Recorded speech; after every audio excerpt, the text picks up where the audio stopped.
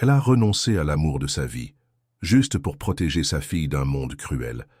Dans une pittoresque ville côtière où les traditions sont aussi profondes que l'océan, Flena, 42 ans, voit son monde s'effondrer lorsque son mari de 20 en l'abandonne, elle et leur fille Tofia de 16 ans, sans avertissement. Bon retour et profitez de l'histoire. Debout dans la cuisine du restaurant familial, Flena fixait la lettre froissée entre ses doigts tremblants. Les mots dansaient devant ses yeux comme des couteaux. « Je ne peux plus continuer ainsi. Pardonne-moi. » 20 ans de mariage, condensés, en une phrase laconique griffonnée à la hâte. Dehors, la mer de Marseille scintillait sous le soleil de juin, indifférente au cataclysme qui venait de frapper. Les clients du Mistral bleu, habitués de longue date, bavardaient joyeusement, ignorant que leur cuisinière préférée venait de voir son monde s'écrouler. Flena rangea mécaniquement la lettre dans la poche de son tablier et essuya une larme traîtresse. Pas maintenant, pas ici. Elle devait tenir, au moins jusqu'à la fermeture. Tofia allait rentrer du lycée dans quelques heures, et Flena n'avait aucune idée de comment annoncer à sa fille que son père avait disparu. Comment lui expliquer que l'homme qui lui lisait des histoires chaque soir jusqu'à ses 12 ans s'était volatilisé sans même un au revoir. La journée se déroula comme dans un brouillard. Flena souriait, saluait, préparait les plats avec une précision mécanique, son corps accomplissant des gestes familiers pendant que son esprit hurlait. Ce n'est qu'en fermant la porte du restaurant qu'elle s'autorisa enfin à s'effondrer, glissant le long du mur jusqu'au sol, secouée de sanglots silencieux. 20 ans, 2 décennies d'amour, de projets, de souvenirs, balayés, disparus avec lui. Le retour à l'appartement fut un supplice.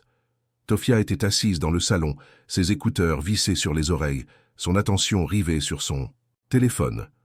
En voyant sa mère, elle retira un écouteur avec une nonchalance étudiée. Papa n'est toujours pas rentré. Flena sentit sa gorge se nouer. Comment trouver les mots? Comment expliquer l'inexplicable? Tofia, il faut qu'on parle.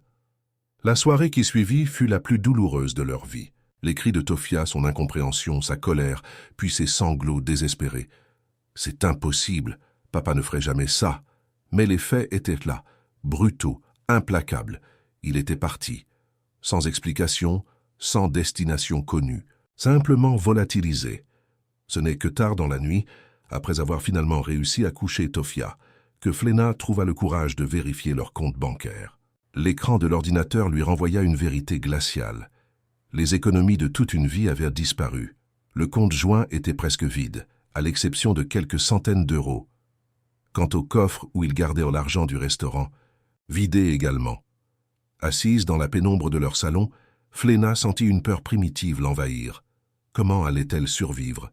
Le restaurant générait à peine assez de revenus pour couvrir les frais de fonctionnement. L'hypothèque de l'appartement, les factures, les frais de scolarité de Tofia et la banque qui réclamait déjà le remboursement du prêt contracté pour la dernière rénovation du restaurant. 6 mois, c'est le délai que lui avait accordé la banque avant de saisir à la fois leur maison et le restaurant. 6 mois pour réinventer sa vie, pour sauver ce qui pouvait l'être, pour protéger sa fille. 6 mois pour comprendre comment l'homme qu'elle croyait connaître mieux que quiconque avait pu les trahir aussi cruellement. Cette nuit-là, recroquevillée sur le canapé, incapable de dormir dans leur lit conjugal, Flena se fit une promesse solennelle. Quoi qu'il arrive, elle protégerait Tofia. Elle trouverait un moyen de traverser cette tempête. Elle ne savait pas encore comment, mais elle se battrait, pour sa fille, pour leur avenir, pour prouver à la ville entière, mais surtout à elle-même, qu'elle était plus forte que cette trahison. Dehors, la mer continuait son ballet éternel contre les rochers, indifférente aux drames humains qui se jouaient à quelques mètres de ces vagues. Indifférente à la femme qui, cette nuit-là, perdit définitivement sa naïveté et découvrit, dans la douleur la plus absolue, qu'elle devrait désormais avancer seule. Le réveil fut brutal. Pendant une fraction de seconde, au seuil de la conscience, Flena crut que tout n'avait été qu'un cauchemar. Puis la réalité la frappa de nouveau. Il était parti, vraiment parti, et elle devait maintenant affronter les conséquences de sa disparition. La première semaine fut un tourbillon de démarches administratives et de révélations douloureuses. La banque confirma que tous les comptes avaient été vidés quelques jours avant la disparition de son mari. L'avocat qu'elle consulta en urgence lui expliqua sans ménagement qu'en l'absence de son mari, elle héritait non seulement de la gestion du restaurant, mais aussi de toutes les dettes accumulées en son nom. Tofia, quant à elle, s'enfonçait chaque jour davantage dans un mutisme inquiétant. Elle passait ses journées enfermée dans sa chambre, manquait les cours et repoussait toutes les tentatives de sa mère pour communiquer. Les rares fois où elle s'exprimait, c'était pour lancer des accusations qui transperçaient Fléna comme des poignards. Tu aurais dû voir les signes. Tu étais trop occupé avec ton précieux restaurant pour remarquer qu'il n'était plus heureux. Chaque mot s'enfonçait dans le cœur de Fléna, alimentant sa culpabilité déjà écrasante. Et si Tofia avait raison? Et si elle avait été aveugle, trop confiante, trop absorbée par la routine quotidienne pour remarquer que son mari s'éloignait? La situation au restaurant n'arrangeait rien.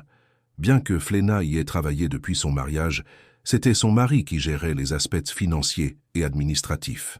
Elle se retrouvait maintenant à jongler avec les commandes, la comptabilité, les horaires du personnel, sans formation et sans aide. Ses mains, autrefois soigneusement manucurées, commençaient à porter les marques de ce nouveau combat. Coupures, brûlures, cales. Symbole physique de sa transformation forcée. Chaque soir, elle s'effondrait d'épuisement après des journées de 18 heures pour recommencer le lendemain avant l'aube. La situation prit un tour encore plus sombre lorsque sa belle-mère, Gisèle, vint lui rendre visite au restaurant. Jusqu'alors alliée précieuse et figure maternelle de substitution, la femme de 70 ans l'accueillit avec un regard glacial. « Je savais que cela arriverait », déclara-t-elle sans préambule. « Mon fils méritait mieux qu'une femme obsédée. Par sa carrière, il a toujours été trop gentil, trop accommodant. Tu l'as poussé à bout avec tes ambitions. » Fléna resta pétrifiée, incapable de répondre à cette attaque injuste. Comment pouvait-on déformer la réalité à ce point? Elle qui avait toujours soutenu son mari, qui avait construit ce restaurant avec lui pierre par pierre, ne compte pas sur moi pour entretenir cette mascarade, poursuivit Gisèle en se dirigeant vers la sortie. Les gens finiront par voir qui tu es vraiment. Cette confrontation marqua le début d'une campagne de médisance orchestrée par sa belle-mère. Bientôt, des rumeurs commencèrent à circuler dans leur petite communauté. On murmurait que Fléna avait trompé son mari, qu'elle l'avait chassé, qu'elle avait dilapidé l'argent du restaurant en dépenses frivoles. Les murmures la suivaient partout, au marché, à l'église, jusque dans son propre établissement. Des clients de longue date commencèrent à espacer leurs visites. Des amis proches prirent leur distance, craignant d'être associés à ce scandale familial. Dans une ville où la réputation était aussi importante que l'air qu'on respirait, Fléna devenait rapidement une paria. Un soir, après avoir servi à peine une dizaine de clients, Fléna fermait le restaurant avec des gestes lourds de fatigue et de désespoir. C'est alors qu'elle remarqua un homme attendant patiemment devant la porte. « Nous sommes fermés », lança-t-elle d'une voix fatiguée. « Je sais, je suis Narco, le nouveau fournisseur de fruits de mer. J'ai essayé de vous joindre toute la journée pour la livraison de demain. » Fléna soupira. Encore une tâche qu'elle avait négligée.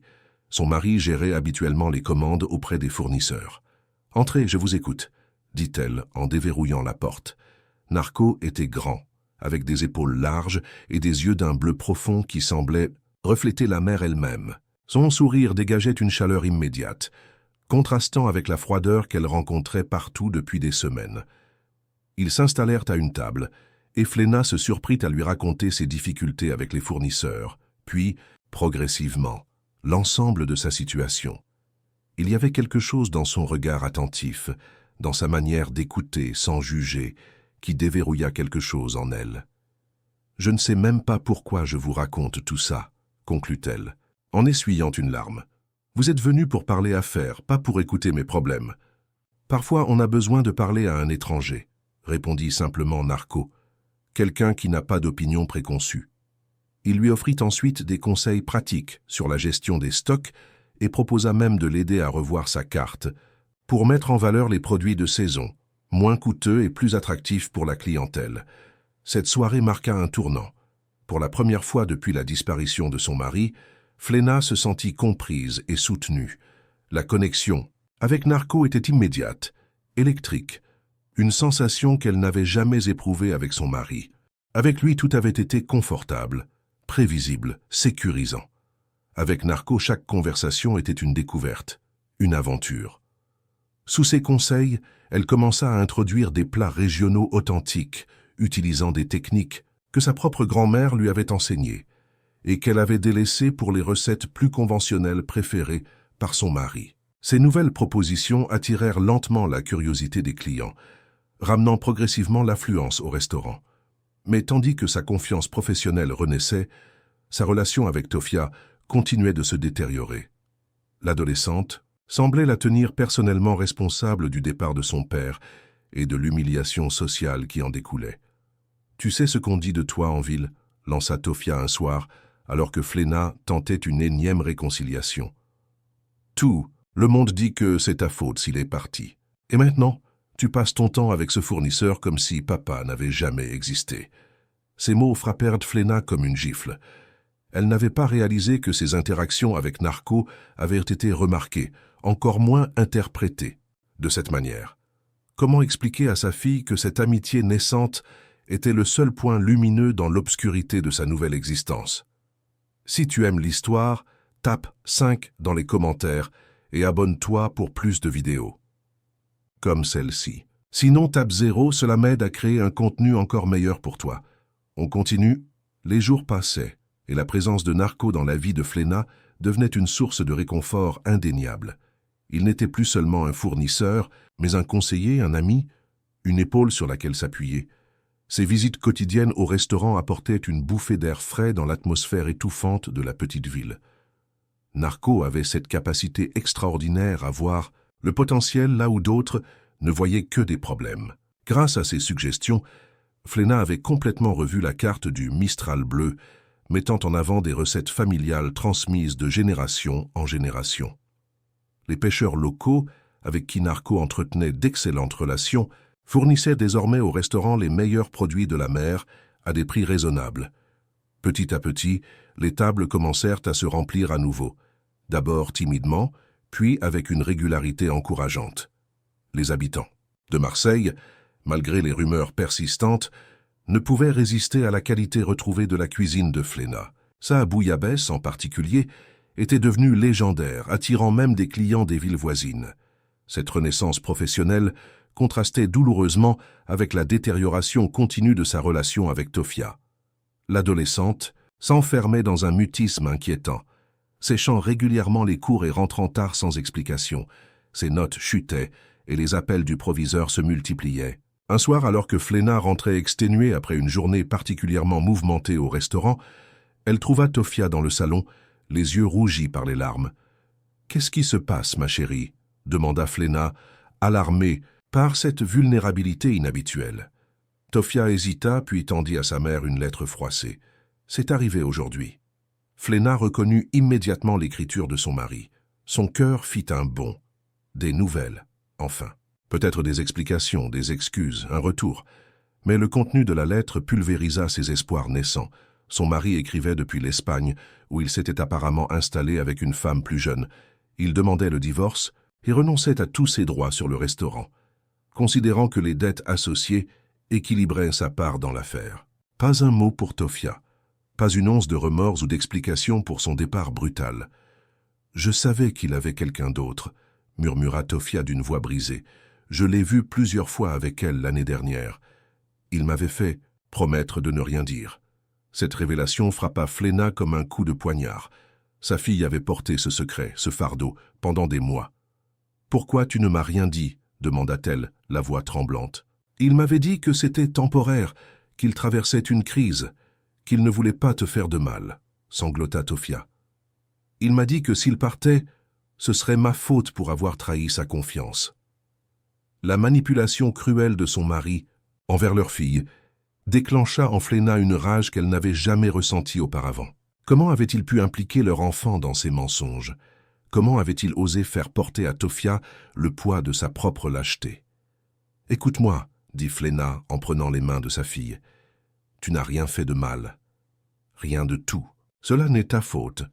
Ton père a fait ses choix, des choix égoïstes, qui nous ont blessés toutes les deux. Mais nous sommes ensemble, et nous allons traverser cette épreuve. » Pour la première fois depuis des mois, Tofia ne rejeta pas le contact de sa mère.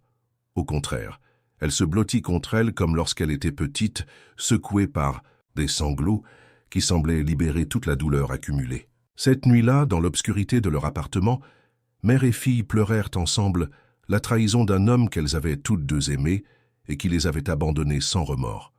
Leur chagrin partagé créa un premier pont fragile, au-dessus du gouffre qui s'était creusé entre elles. Le lendemain, Fléna se rendit à la banque avec une détermination nouvelle. Forte de la lettre de son mari abandonnant ses droits sur le restaurant, elle renégocia les conditions de leur prêt. L'établissement accepta de prolonger l'échéance, impressionné par les efforts visibles de redressement du Mistral bleu et par la ténacité de cette femme qu'ils avaient d'abord sous-estimée. Cette petite victoire donna à Fléna l'élan nécessaire pour affronter sa belle-mère. Elle se rendit chez Gisèle, lettre en main, déterminée à mettre fin aux rumeurs destructrices.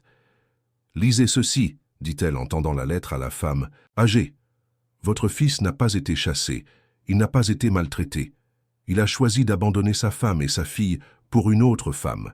Il a choisi de nous laisser avec ses dettes et sa honte. » Gisèle pâlit en lisant la lettre, ses mains tremblantes trahissant son choc. « Ce n'est pas possible, » murmura-t-elle. « Pas mon fils. »« C'est pourtant la vérité, » répondit Fléna avec une fermeté tranquille. « Et pendant que vous répandiez des mensonges sur moi, Tofia souffrait en silence, portant un secret trop lourd pour ses épaules. Votre petite fille a besoin de vous, Gisèle. Pas de vos accusations, mais de votre soutien. » Cette confrontation marqua un autre tournant. Gisèle, confrontée à la vérité sur son fils, cessa sa campagne de médisance. Si elle n'admit jamais complètement ses torts, elle commença néanmoins à venir régulièrement au restaurant, reprenant progressivement contact avec sa petite fille. Le Mistral bleu poursuivait pendant ce temps sa lente renaissance. L'association entre les recettes traditionnelles de Fléna et les produits d'exception fournis par Narco attirait une clientèle de plus en plus fidèle. Un jour, une blogueuse culinaire en vacances dans la région vint dîner et fut conquise par la bouillabaisse de Fléna. Son article enthousiaste, publié sur un site de voyage populaire, déclencha une vague de curiosité. Soudain, des touristes affluèrent pour goûter la cuisine de Fléna, suivant les indications de la blogueuse qui décrivait le Mistral bleu comme un joyau caché de la cuisine marseillaise authentique. Cette publicité inattendue fut une bénédiction financière permettant à Fléna de commencer à rembourser les dettes laissées par son mari. Mais ce succès soudain creusa davantage le fossé entre Fléna et Tofia.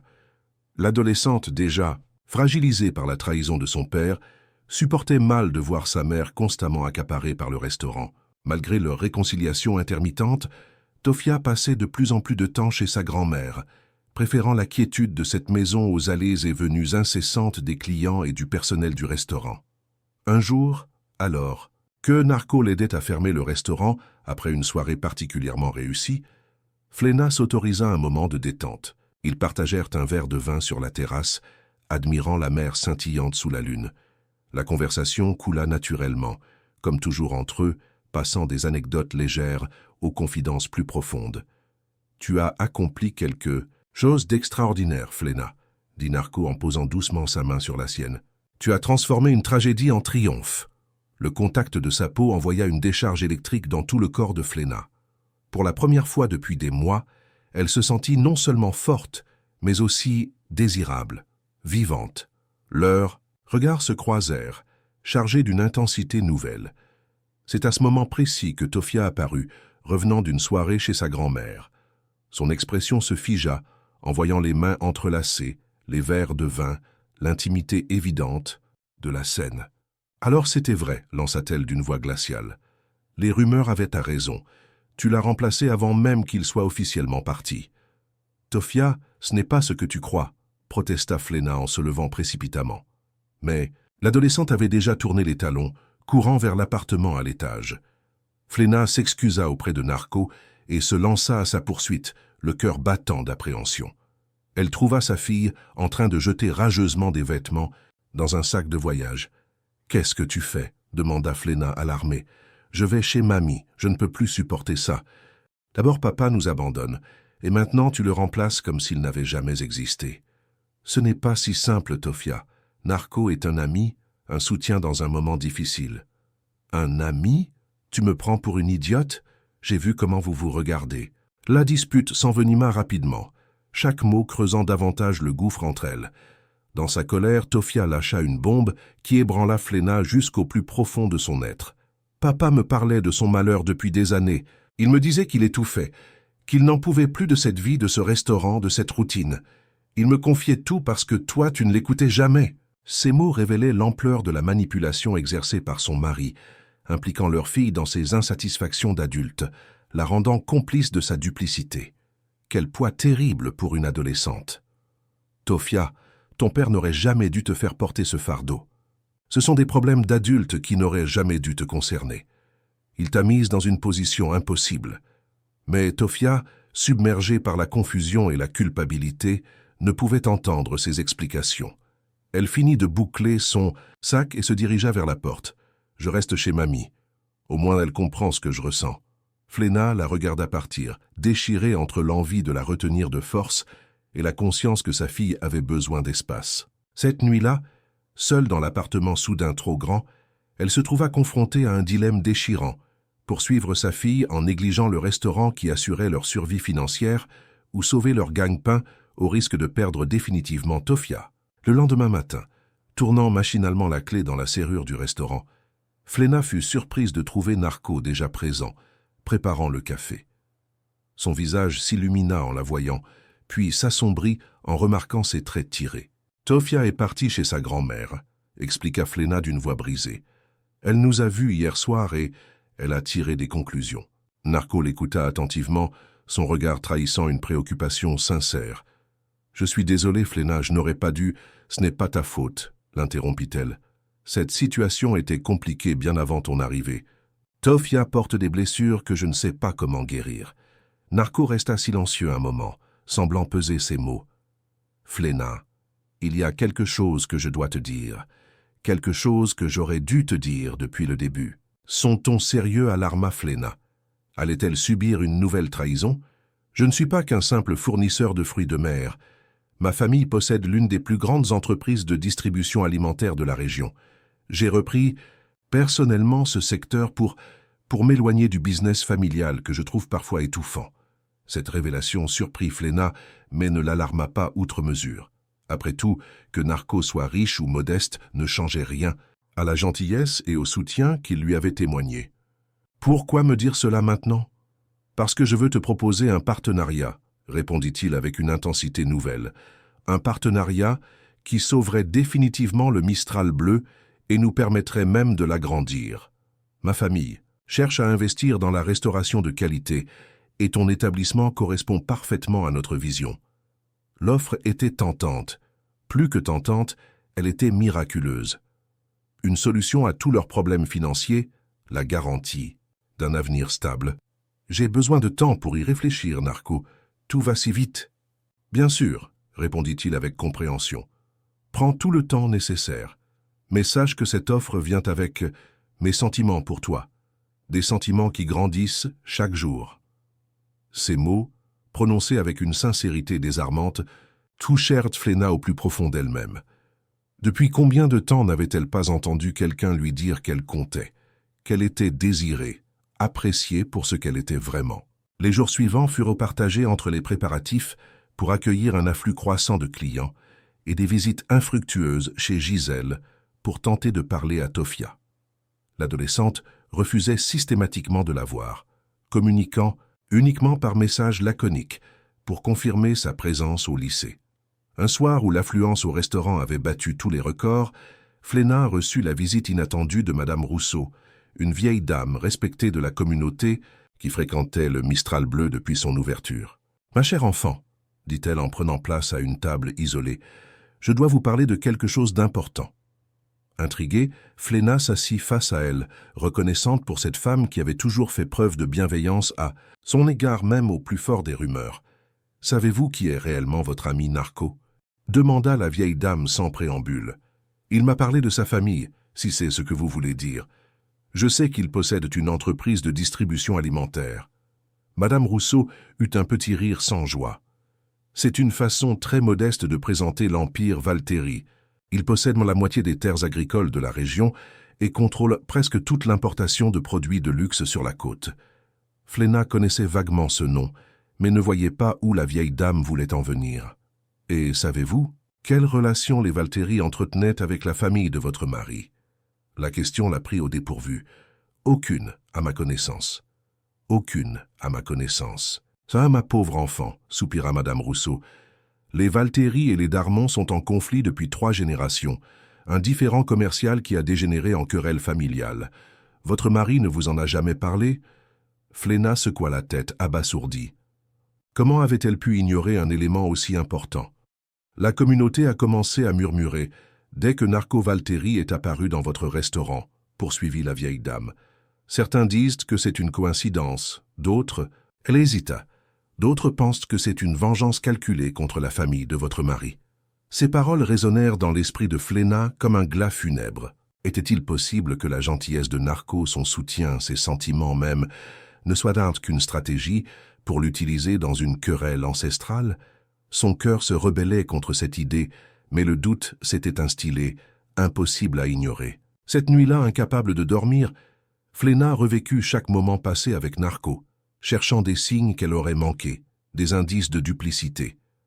Mais elle ne trouvait que des souvenirs de sourires sincères, de conseils désintéressés, d'une connexion qui lui semblait authentique. Le lendemain, déterminée à découvrir la vérité, elle se rendit directement chez sa belle-mère. Malgré leur relation tendue, Gisèle était la seule personne qui pourrait confirmer ou infirmer les allégations de Madame Rousseau. À sa grande surprise, Tofia ouvrit la porte. Pendant un bref instant, mère et fille se regardèrent en silence, chacune évaluant les changements survenus chez l'autre pendant leur séparation. « Je dois parler à ta grand-mère », dit finalement Fléna. « C'est important. » Tofia s'écarta pour la laisser entrer, son expression indéchiffrable. La maison sentait les gâteaux fraîchement cuits, rappelant à Fléna les dimanches d'autrefois, quand ils venaient tous en famille pour le déjeuner dominical. Gisèle l'attendait dans le salon, droite et digne malgré son âge avancé. « Je suppose que tu viens chercher Tofia, » dit-elle sans préambule. « Non, je viens te poser une question. Que sais-tu des Valteri ?» Le visage de Gisèle se durcit instantanément. « Pourquoi me demandes-tu cela? Parce que Narco Valteri est devenu mon fournisseur et qu'il vient de me proposer un partenariat commercial. Et j'apprends maintenant qu'il existe une vieille querelle entre vos familles. » Gisèle se leva brusquement, une agitation inhabituelle trahissant son émoi. Elle se dirigea vers un secrétaire ancien et en sortit une boîte en bois sculptée. « Tu ferais mieux de t'asseoir, » dit-elle en revenant vers Fléna. « Cette histoire est plus compliquée que tu ne l'imagines. » De la boîte, elle extirpa une liasse de lettres jaunies par le temps. « Mon fils n'a pas disparu par lâcheté ou par amour pour une autre femme, » commença-t-elle. « Il a fui pour nous protéger. » Fléna sentit son monde vaciller une fois de plus. « Que veux-tu dire? Il s'était endetté auprès de prêteurs peu recommandables pour tenter de sauver le restaurant, des hommes liés aux Valteri. Quand il n'a plus pu payer, ils ont menacé de s'en prendre à toi et à Tofia. » Cette révélation frappa Fléna comme un coup de tonnerre. La lettre qu'ils avaient reçue, n'était-ce qu'un mensonge destiné à les détourner de la vérité? « Comment peux-tu être sûr de cela ?» demanda-t-elle d'une voix tremblante. En réponse, Gisèle lui tendit une lettre différente de celle qu'ils avaient reçue. L'écriture était bien celle de son mari, mais le ton, le contenu étaient radicalement différents. Il expliquait sa situation désespérée, son choix de disparaître pour éloigner le danger de sa famille, sa décision de travailler à l'étranger pour rembourser ses dettes. « Pourquoi ne pas m'avoir montré cette lettre plus tôt ?» demanda Fléna, la gorge nouée par l'émotion. « Il m'avait fait promettre de ne rien dire. Et j'étais tellement en colère contre lui, contre toi, contre cette situation impossible. Je voulais te protéger aussi, à ma façon. » Tofia, qui avait écouté la conversation depuis le seuil de la pièce, s'avança, les yeux brillants de larmes contenues. « Alors papa ne nous a pas abandonnés pour une autre femme. »« Non, ma chérie, » répondit doucement Gisèle. « Il a fait ce qu'il pensait être juste pour vous protéger, à sa manière maladroite et désespérée. » Cette révélation changeait tout. Si son mari avait fui non par lâcheté, mais par un sens tordu de protection, si les Valteri étaient impliqués dans cette disparition, qu'en était-il de Narco? Était-il sincère ou jouait-il un jeu cruel dont elle n'était qu'un pion? De retour au restaurant, Fléna trouva Narco qui l'attendait, un bouquet de fleurs à la main et un sourire rayonnant sur le visage. « J'ai réfléchi à notre partenariat, » annonça-t-il avec enthousiasme. « J'ai déjà contacté un architecte pour l'agrandissement de la terrasse et j'ai pensé que nous pourrions... Qui es-tu vraiment, Narco? L'interrompit Fléna, son regard scrutant chaque mouvement de son visage à la recherche d'une trace de duplicité. Il se figea, visiblement décontenancé par sa question et son ton. « Que veux-tu dire ?»« Je sais pour la querelle entre les Valtteri et les Darmon. Je sais que mon mari s'était endetté auprès de gens liés à ta famille. Je sais qu'il a fui pour nous protéger, pas pour nous abandonner. » Un silence pesant s'installa entre eux. Narco posa lentement le bouquet sur une table, son expression passant de la surprise à une résignation douloureuse. « Je comptais te parler de tout cela, » dit-il finalement, « mais je craignais de te perdre si tu apprenais la vérité trop tôt. » « Quelle vérité? Que tu m'as manipulé? Que tu t'es servi de ma détresse pour une vengeance familiale? »« Non » s'exclama-t-il avec une véhémence qui la surprit. « Ma famille voulait effectivement que je me rapproche de toi pour achever de ruiner les Darmon. Mais dès notre première rencontre, j'ai su que je ne pourrais pas le faire. Ce que je ressens pour toi est réel, Fléna, plus réel que cette stupide querelle familiale. » Pouvait-elle le croire? Comment distinguer la vérité du mensonge après tant de trahison? « Prouve-le, » exigea-t-elle. Un éclair de défi traversa le regard de Narco. Sans un mot, il sortit son téléphone et composa un numéro. « Père, c'est Narco. J'abandonne l'affaire Darmon. Je n'essaierai plus de racheter leur restaurant et je veux que toutes les dettes de Jacques Darmon soient effacées, immédiatement. » Il écouta un moment, son visage se durcissant sous l'effet de la colère. « Je ne discuterai pas. Soit vous acceptez, soit je quitte l'entreprise familiale, définitivement. » Après avoir raccroché, il se tourna vers Fléna, une vulnérabilité nouvelle dans son regard. « Je viens probablement de renoncer à mon héritage, mais c'est un prix que je suis prêt à payer pour une chance d'être avec toi. Sans manipulation, sans agenda caché. » Ce geste spectaculaire ébranla les dernières défenses de Fléna. Malgré elle, malgré ses doutes, elle sentait que ses sentiments pour Narco étaient bien réels. Mais comment concilier cela avec la loyauté qu'elle ressentait encore pour le père de sa fille, qui avait peut-être agi par amour maladroit? Tandis que le restaurant continuait de prospérer, la notoriété du Mistral bleu atteignait des sommets inespérés. La relation entre Fléna et Narco évoluait vers quelque chose de plus profond, de plus authentique maintenant que la vérité était révélée. Un soir, après la fermeture, il lui fit sa demande officielle. « Épouse-moi, Fléna, dit-il en s'agenouillant devant elle. Laisse-moi adopter Tofia. Construisons ensemble la vie que tu mérites, loin des mensonges et des manipulations. » Cette proposition offrait à Fléna la sécurité qu'elle avait toujours recherchée, la possibilité d'un nouveau départ pour elle et Tofia. Mais pouvait-elle vraiment tourner la page aussi facilement? Elle demanda à Narco du temps pour réfléchir, pour parler à Tofia. La relation avec sa fille s'améliorait progressivement. L'adolescente, après avoir appris la vérité sur le départ de son père, semblait lui en vouloir moins, comprenant que sa mère aussi avait été victime de circonstances qui les dépassaient tous. La veille du jour où elle avait promis de donner sa réponse à Narco, Fléna reçut une lettre. L'expéditeur n'était autre que son mari. Son cœur manqua un battement en reconnaissant l'écriture familière. Dans cette lettre, Jacques expliquait tout en détail. Ses dettes de jeu, les menaces, sa fuite désespérée. Il racontait comment il avait travaillé sans relâche à l'étranger pour rembourser ce qu'il devait, comment il avait vécu dans des conditions misérables pour économiser. Chaque centime, il exprimait des remords sincères pour la douleur causée, pour les erreurs commises. Et surtout, il annonçait son intention de revenir, de se racheter, de reconstruire leur famille si elle lui en donnait l'opportunité. Sa lettre exprimait un amour jamais éteint, une promesse de rédemption, l'espoir d'une seconde chance. Fléna était déchirée. D'un côté, Narco lui offrait un amour nouveau, passionné, sans les cicatrices du passé. De l'autre, Jacques représentait 20 ans de vie commune, le père de sa fille. Un homme qui, malgré ses erreurs monumentales, avait peut-être agi par amour. Perdue, elle se confia à Louise, sa plus ancienne amie, la seule qui était restée à ses côtés pendant les moments les plus sombres. « Si tu veux mon avis, » dit Louise après avoir écouté attentivement son dilemme, « Narco représente la sécurité et le statut social qui protégerait Tofia du jugement de cette communauté mesquine. Il pourrait lui offrir des opportunités que Jacques ne pourra jamais lui donner. Un crochet narratif puissant s'impose ici. Alors que Fléna pesait le pour et le contre de chaque option, une révélation inattendue vint bouleverser tous ses plans. Mais quelle serait cette révélation? La suite au prochain chapitre, le festival annuel des fondateurs approchait, un événement où les positions sociales se cimentaient et les réputations familiales se faisaient ou se défaisaient. Depuis son retour en grâce, Fléna avait été invitée à y participer, une marque de reconnaissance qui aurait été impensable quelques mois plus tôt.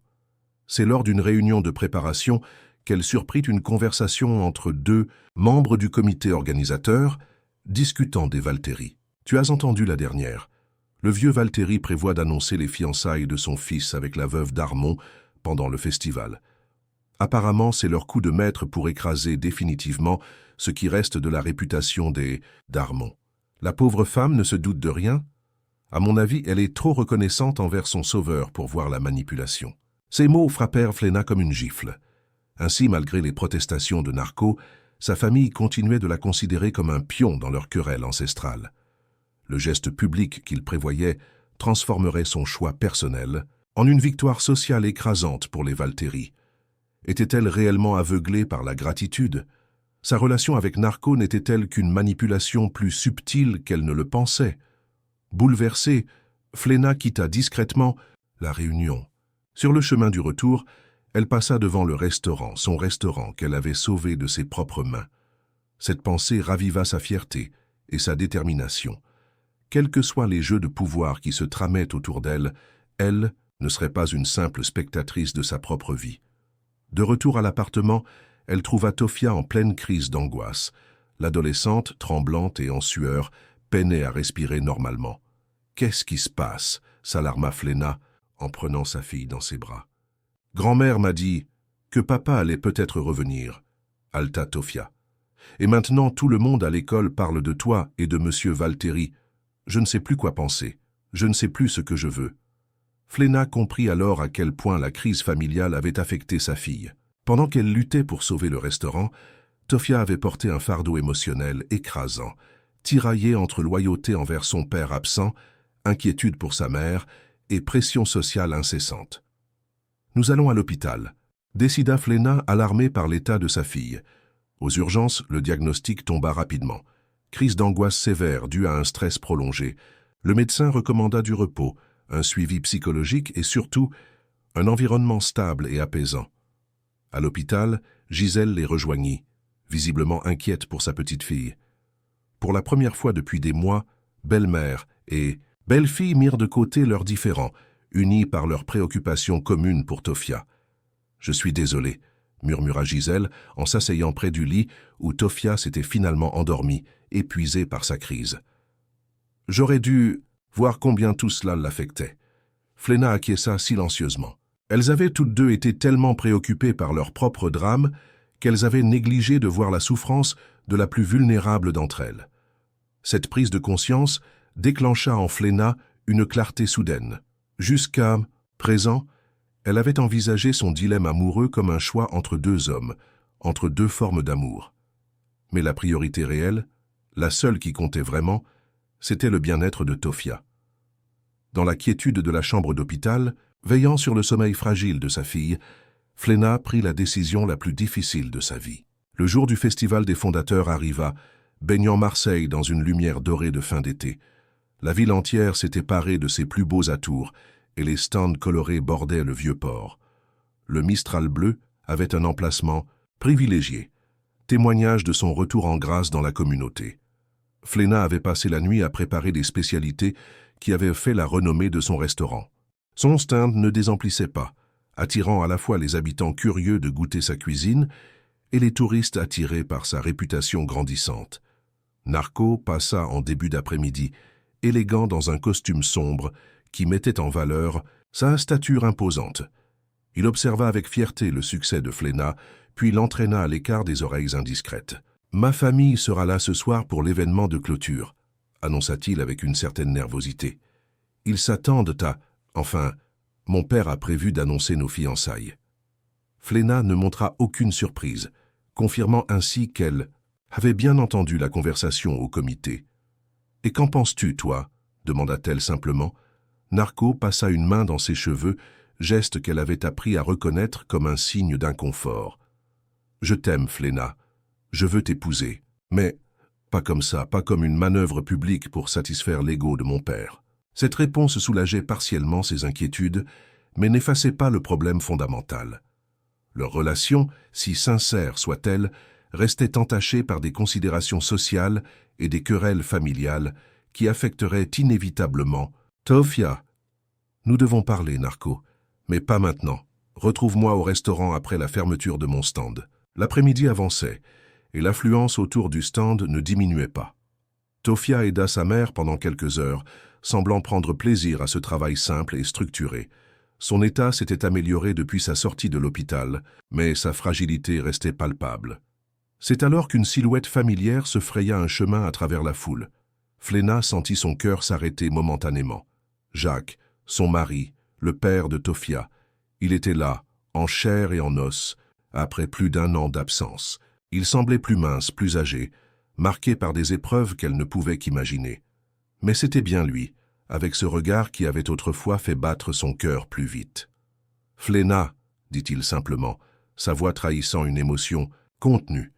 Avant qu'elle puisse répondre, Tofia aperçut son père. Le plateau qu'elle tenait s'écrasa au sol, projetant des éclaboussures de sauce sur les clients proches. L'adolescente resta figée, comme si elle voyait un fantôme. « Papa » murmura-t-elle incrédule. Ce moment, Fléna l'avait à la fois redouté et espéré. Le retour de Jacques, la confrontation inévitable, les explications nécessaires. Mais pas ainsi, pas en public, pas au milieu du festival où toute la ville pourrait assister à ce drame familial. « Nous ne pouvons pas faire ça ici », dit-elle fermement, saisissant le bras de Jacques. « Retrouve-nous au restaurant ce soir, nous parlerons. » Jacques acquiesça, comprenant la nécessité de discrétion. Avant de s'éloigner, il s'approcha de Tofia, comme pour l'étreindre, mais s'arrêta devant son regard mêlant confusion et hostilité. « Je t'expliquerai tout, ma chérie. Je te le promets. » Le reste de la journée se déroula dans une tension palpable. Tofia oscillait entre excitation et colère face au retour inattendu de son père. Fléna, quant à elle, tentait de maintenir une façade de normalité tout en préparant mentalement la confrontation à venir. À la fermeture de son stand, elle prit Tofia à part. « Ce soir, des décisions importantes vont être prises. Des décisions qui affecteront notre avenir à toutes les deux. Je veux que tu saches que, quoi qu'il arrive, tu es ma priorité. » L'adolescente la regarda avec une maturité nouvelle dans les yeux. « Je sais, maman. Je te fais confiance. » Ces mots simples, après des mois de conflits et d'incompréhension, touchèrent de Fléna au plus profond de son être. Au restaurant, Jacques arriva le premier. Il parcourut l'établissement du regard, notant les changements, l'évolution, la marque personnelle que Fléna avait imprimée en son absence. « Tu as fait un travail remarquable, » dit-il avec admiration sincère. « Le Mistral bleu n'a jamais été aussi beau. »« J'ai fait ce que j'avais à faire pour survivre, » répondit Fléna, refusant de se laisser attendrir trop facilement. « Pour nous permettre de survivre, à Tofia et moi. » Jacques baissa les yeux, acceptant tacitement le reproche implicite. « Je sais que mes actions sont impardonnables, mais j'espérais que tu lirais ma lettre, que tu comprendrais pourquoi j'ai dû partir ainsi. Ta mère m'a montré ta première lettre, celle que tu lui avais envoyée, je sais pour les dettes, les menaces, mais disparaître sans explication, nous laisser croire que tu nous avais abandonnés pour une autre femme? Je pensais vous protéger, s'exclama Jacques avec véhémence. Ces hommes menaçaient de s'en prendre à vous si je ne payais pas. Je devais disparaître, couper tout, contact pour qu'ils vous laissent remettre tranquille. Leur conversation fut interrompue par l'arrivée de Narco. Un silence glacial s'installa tandis que les deux hommes se dévisageaient, représentant chacun une facette différente de la vie de Fléna, un avenir potentiel. « Vous devez être Valtteri », dit finalement Jacques, une tension évidente dans sa voix. « Et vous, Darmon ?» répondit Narco avec une froideur égale. Fléna observa ces deux hommes qui, sans le savoir, se disputaient non seulement son cœur, mais aussi l'avenir et le bien-être de sa fille. Chacun représentait un choix différent, une vie différente, des complications spécifiques. « Écoutez-moi tous les deux, » dit-elle finalement, sa voix ferme ne laissant aucune place à l'interruption. « J'ai pris ma décision. » Les deux hommes se tournèrent vers elle, l'anticipation se lisant sur leur visage. « Je vends le restaurant. » Cette annonce les prit totalement au dépourvu. « Quoi ?» s'exclama Jacques. « Mais c'est notre œuvre, notre héritage. Un héritage que tu as mis en péril avec tes dettes et ton départ, répliqua Fléna avec une froideur calculée. À qui le vends-tu? Demanda Narco, visiblement inquiet que sa famille puisse être écartée d'une transaction aussi importante. À un groupe hôtelier de Paris qui cherchait à s'implanter sur la côte. L'offre est généreuse, suffisante pour financer notre déménagement à Paris, où Tofia pourra étudier sans le poids des jugements de cette ville, et où je pourrai ouvrir un café plus petit, libre de toute querelle familiale et des politiques mesquines de cette communauté. L'annonce laissa les deux hommes stupéfaits. Aucun n'avait anticipé ce développement qui changeait radicalement la donne. « Je viens avec vous », déclara immédiatement Narco. « Mon amour pour toi dépasse les attentes de ma famille. Et moi, je te supplie de me donner une seconde chance, » renchérit Jacques. « Je ferai tout pour regagner ta confiance et celle de Tofia. » Fléna les regarda tour à tour, ces deux hommes prêts à bouleverser leur vie pour elle. Dans un autre contexte, cette situation aurait pu nourrir son ego.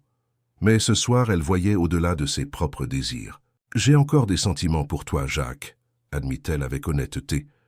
20 ans de mariage ne s'effacent pas, malgré la trahison et l'abandon. Elle se tourna ensuite vers Narco. « Et ce que nous avons construit ces derniers mois est réel et précieux. J'ai appris à t'aimer d'une manière que je n'aurais jamais cru possible. » Les deux hommes semblaient suspendus à ses lèvres, attendant son verdict final. « Mais mon plus grand amour, celui qui surpasse tous les autres, c'est celui que j'éprouve pour Tofia et pour la femme que je suis devenue à travers cette adversité. » Elle prit une profonde inspiration avant de prononcer les mots qui libéreraient définitivement son avenir.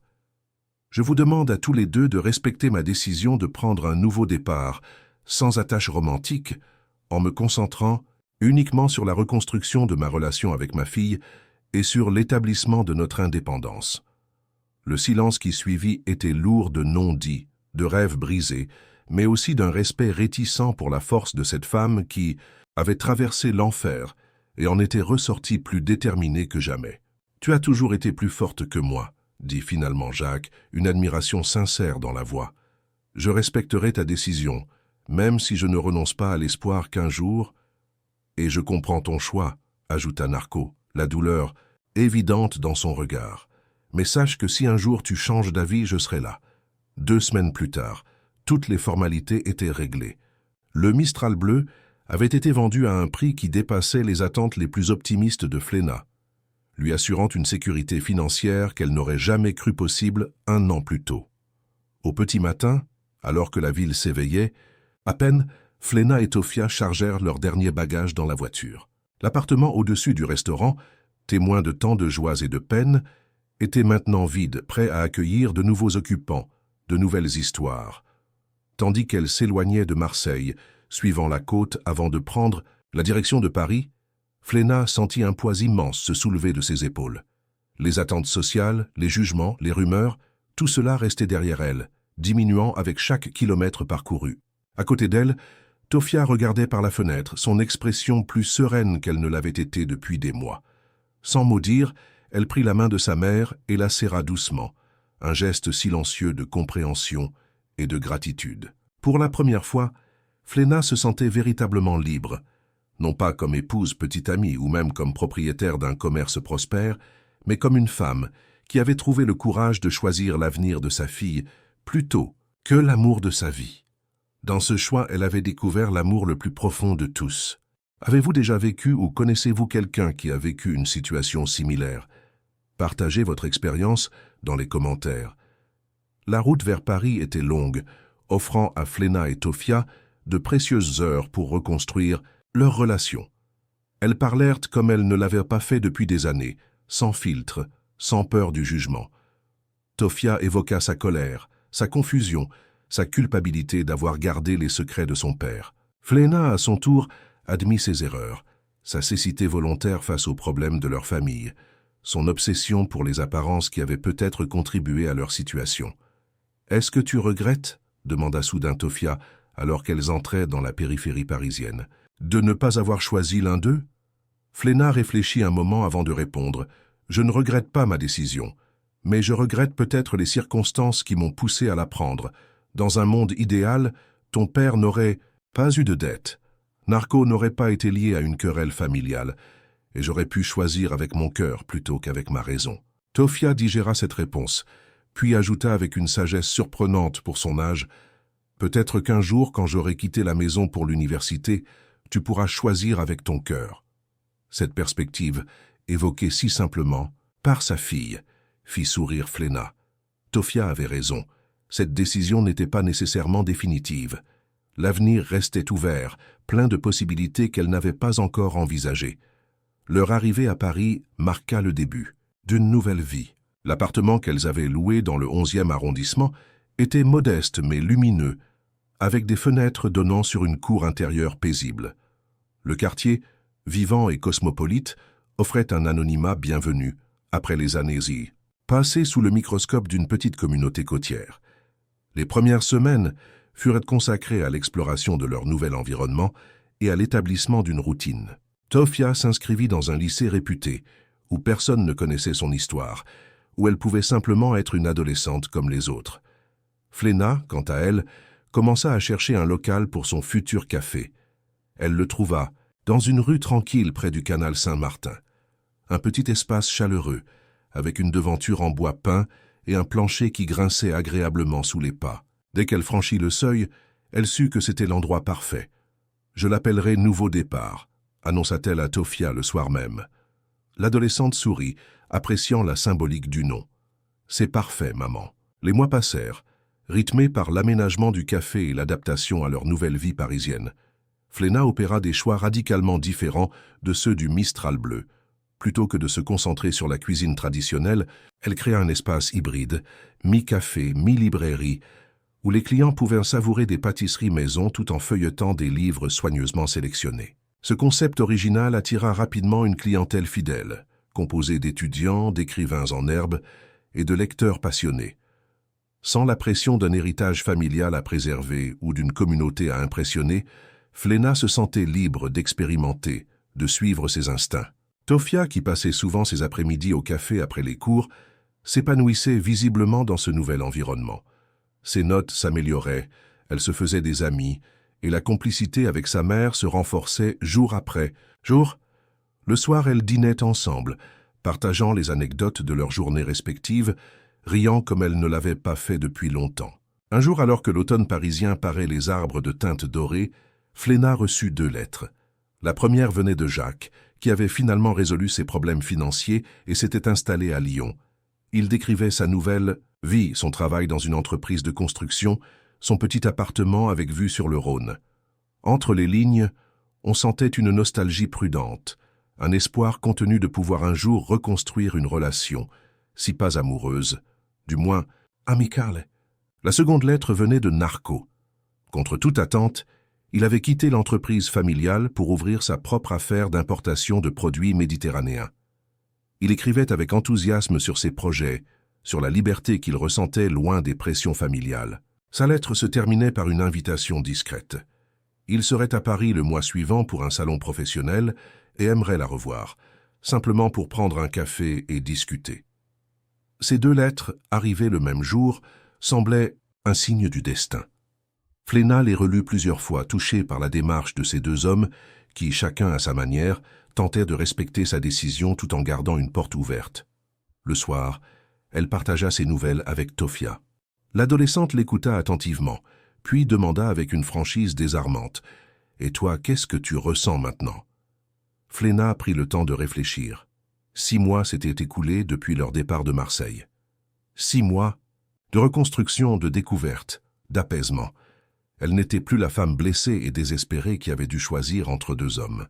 Elle était devenue une femme forte, indépendante, qui dirigeait son propre commerce et élevait une fille extraordinaire.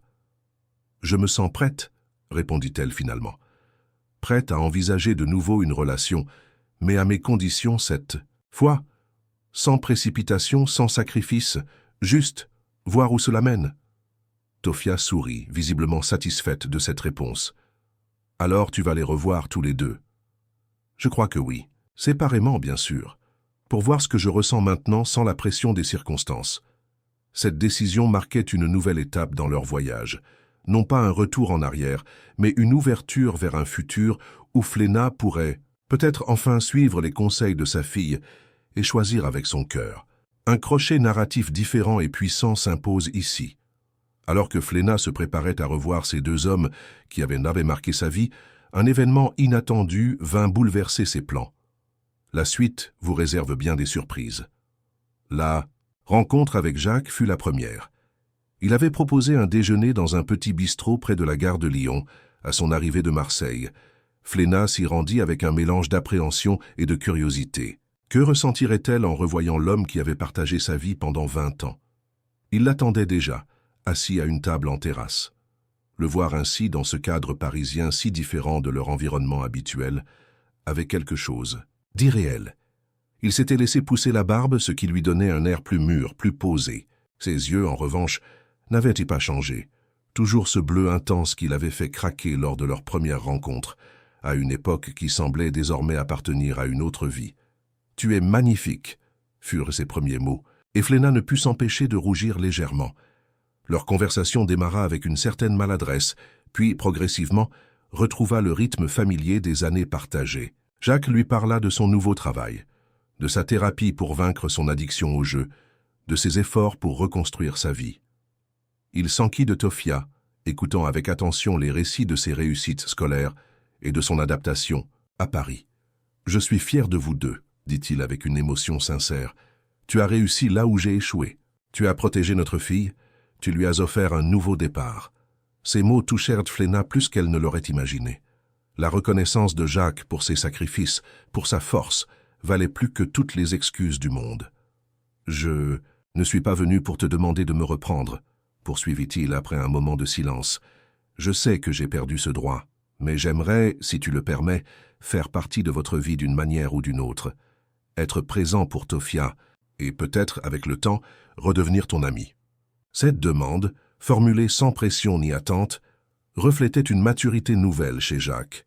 Fléna y vit la preuve qu'il avait réellement changé, qu'il ne cherchait plus à échapper à ses responsabilités ou à prendre des décisions impulsives. « Je crois que c'est possible, » répondit-elle doucement. « Tofia serait heureuse de te revoir. Et moi, je pense que l'amitié est un bon point de départ. » Ils se quittèrent, avec une étreinte brève, mais chaleureuse, et la promesse de se revoir bientôt, cette fois avec Tofia. Une semaine plus tard vint le rendez-vous avec Narco. Il avait suggéré une promenade au jardin du Luxembourg, loin de l'atmosphère intime d'un café ou d'un restaurant. Ce choix reflétait sa compréhension de la situation délicate, de la nécessité d'un espace neutre. Lorsqu'elle l'aperçut près de la fontaine, Fléna fut frappée par son élégance naturelle. Vêtu simplement d'un jean et d'une chemise bleue, il attirait néanmoins les regards des passantes. Son visage s'illumina en la voyant, dévoilant ce sourire qui avait été son phare dans les moments les plus sombres. « Paris te va bien, » dit-il en l'embrassant sur les joues. « Tu as l'air apaisé. » Ils marchèrent côte à côte dans les allées bordées d'arbres centenaires, partageant les développements de leurs vies respectives. Narco lui raconta sa rupture définitive avec l'entreprise familiale, les défis de lancer sa propre affaire, sa découverte d'une passion pour l'agriculture biologique. « Je ne regrette rien, » affirma-t-il lorsqu'elle s'enquit des conséquences de sa rébellion familiale. « Cette querelle ancestrale m'étouffait sans même que je m'en rende compte. Maintenant, je construis quelque chose qui m'appartient vraiment. » Fléna lui parla de son café-librairie, de Tofia, de leur adaptation à la vie parisienne. Il l'écouta avec cette attention totale qui avait toujours caractérisé leurs échanges, posant des questions pertinentes, s'enthousiasmant pour ses succès. « J'aimerais voir ton café, » dit-il alors qu'ils s'asseyèrent sur un banc face au palais.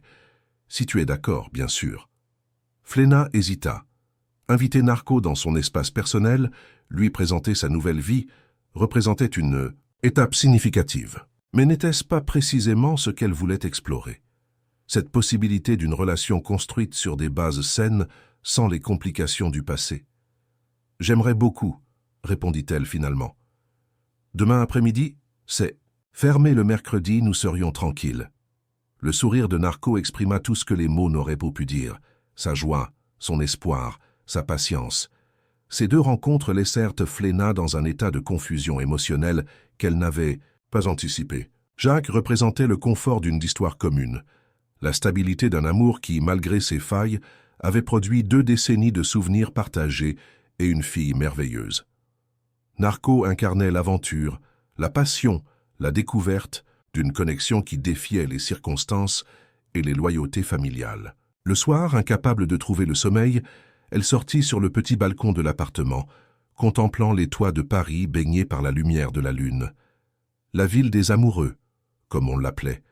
Quelle ironie d'y être venue précisément, pour échapper aux complications amoureuses, pour se retrouver maintenant face à un choix similaire à celui qu'elle avait fui. Mais ce n'était pas vraiment le même choix, réalisa-t-elle soudain. À Marseille, sa décision avait été dictée par la survie, par la nécessité de protéger Tofia, par l'urgence d'échapper à un environnement toxique. Ici, à Paris, elle pouvait choisir en fonction de ses propres désirs, de ses sentiments authentiques. Elle avait gagné cette liberté par ses sacrifices, par sa détermination. Le lendemain, en préparant le café pour la visite de Narco, Fléna fut interrompue par l'arrivée inattendue de Tofia. « Je croyais que tu avais cours toute la journée », s'étonna-t-elle en voyant sa fille. « Le prof de physique est absent », expliqua l'adolescente en posant son sac. « J'ai pensé que je pourrais t'aider au... Oh !» Son regard s'était posé sur les 2 tasses préparées sur le comptoir, sur les pâtisseries disposées avec soin sur un plateau. « Tu attends quelqu'un ?» Ce n'était pas une question, mais Fléna sentit la nécessité d'une explication. « Narco est à Paris pour affaires. Il passe prendre un café. » Tofia la regarda intensément, cherchant à lire ses émotions. « Et papa, tu l'as vu la semaine dernière, non? Comment le sais-tu? Il m'a appelé hier soir, il voulait savoir si je serais d'accord pour déjeuner avec vous deux ce week-end. » Cette information surprit Fléna. Jacques prenait des initiatives, reconstruisait activement sa relation avec leur fille, sans passer par elle comme intermédiaire. C'était nouveau et en un sens réconfortant. Il assumait enfin pleinement son rôle de père. « Et qu'as-tu répondu » demanda-t-elle doucement. « J'ai dit oui » répondit Tofia avec une certaine hésitation. Puis, après une pause, « Il a changé, maman. Il m'a parlé comme à une adulte, pas comme à une enfant qu'il faut protéger de la vérité. » Fléna acquiesça, comprenant l'importance de cette évolution pour sa fille, qui avait tant souffert des mensonges et des manipulations de son père. « Je ne vais pas rester », décida Tofia en reprenant son sac. « Je vais chez Zoé pour réviser. »« Tu peux rester », proposa Fléna. « Narco serait sûrement content de te voir. » Tofia sembla peser cette option, puis secoua la tête. « Une autre fois peut-être. Je crois que vous avez besoin de parler, tous les deux. » Avant de sortir, elle se tourna vers sa mère avec un sourire énigmatique. « Tu sais, je t'ai vue heureuse avec papa pendant des années. Et je t'ai vue heureuse ces derniers, moi, sans homme dans ta vie. Je me demande juste à quoi ressemble ton bonheur quand tu es avec Narco. » Cette réflexion, si mature pour une adolescente de 17 ans, laissa Fléna sans voix. Tofia, qui avait tant souffert de la situation, semblait maintenant l'observer avec une curiosité bienveillante, cherchant à comprendre les mécanismes du cœur adulte. L'arrivée de Narco, quelques minutes plus tard, mit fin à ses réflexions. En lui faisant visiter son petit café-librairie, en lui expliquant son concept, ses choix de décoration, sa sélection de livres, Fléna réalisa qu'elle parlait avec une animation, une passion qu'elle n'avait pas ressentie depuis longtemps. « Cet endroit te ressemble », commenta Narco, en parcourant du doigt les étagères chargées de livres. « Il a ton élégance, ta chaleur, ton attention aux détails. » Ils s'installèrent ensuite à une petite table près de la fenêtre, savourant le café et les pâtisseries préparées par Fléna. La conversation coula naturellement, passant des anecdotes légères aux confidences plus profondes. « Quand je t'ai vu partir de Marseille ce jour-là, » avoua Narco, « j'ai cru que c'était la fin, que je ne te reverrais jamais. Et pourtant, je n'ai jamais pu me résoudre à tourner la page. Quelque chose en moi savait que notre histoire n'était pas terminée. » Ces mots, prononcés avec une simplicité désarmante, touchèrent Fléna profondément. L'espoir de Narco, sa patience, sa foi en leur connexion, malgré les circonstances, témoignaient d'un amour véritable. « Je ne peux pas te promettre que ça marchera », répondit-elle avec honnêteté. « Jacques fait partie de ma vie à cause de Tofia, et je ne sais pas encore exactement ce que je ressens pour lui maintenant. »« Je ne te demande pas de choisir aujourd'hui, » la rassura-t-il en prenant sa main.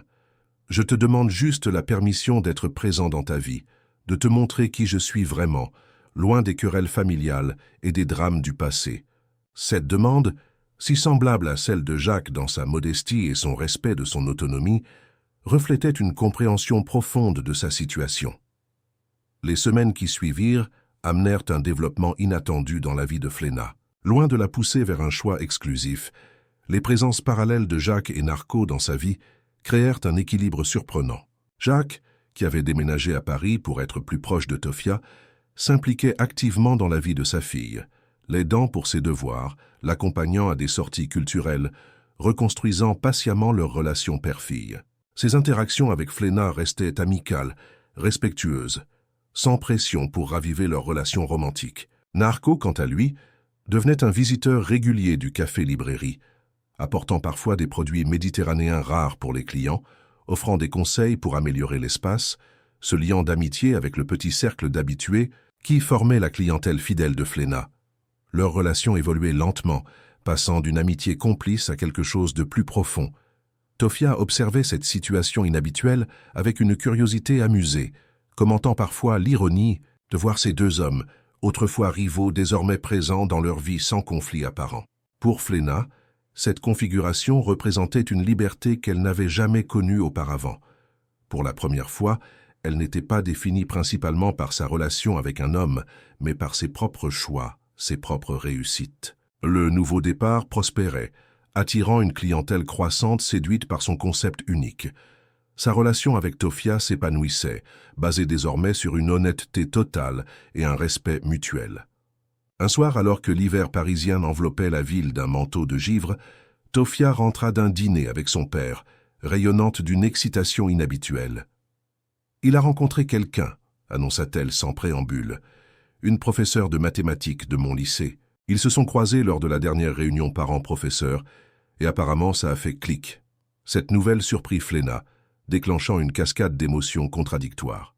Soulagement, car cela signifiait que Jacques avançait, réellement dans sa vie.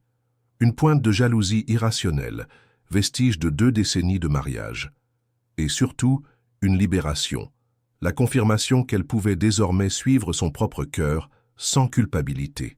« Il voulait que je te le dise avant lui », poursuivit Tofia.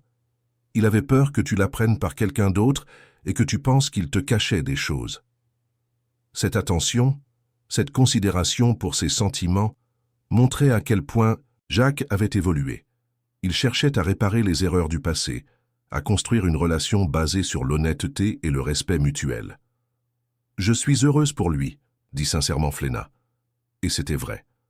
Malgré tout ce qu'ils avaient traversé, elle souhaitait que Jacques trouve la paix et le bonheur. Cette révélation agit comme un catalyseur. Le lendemain, lorsque Narco passa au café comme à son habitude, Fléna l'accueillit avec une décision nouvelle dans le regard. « J'aimerais te faire découvrir quelque chose », dit-elle en fermant le café plus tôt que prévu.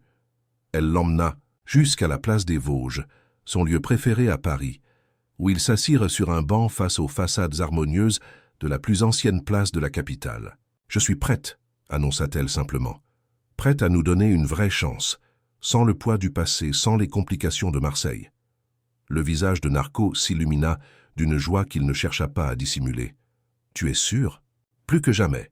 Ces derniers mois m'ont permis de comprendre ce que je veux vraiment. La vie que j'ai construite ici me rend heureuse, mais il y a une place à tes côtés que personne d'autre ne peut remplir. » Ils scellèrent cette déclaration par un baiser, le premier depuis leur départ de Marseille, 1 an plus tôt.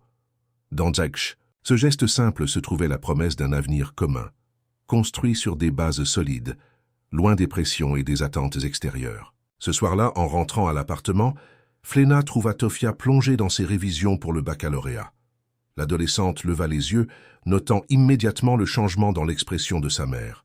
« Tu lui as dit oui, n'est-ce pas ?» demanda-t-elle avec un sourire entendu. « Comment le sais-tu ?»« Parce que c'est la première fois depuis notre arrivée à Paris que je te vois vraiment rayonnante, » répondit simplement Tofia. Pas juste contente ou satisfaite, rayonnante. Fléna s'assit près de sa fille, émue par sa perspicacité.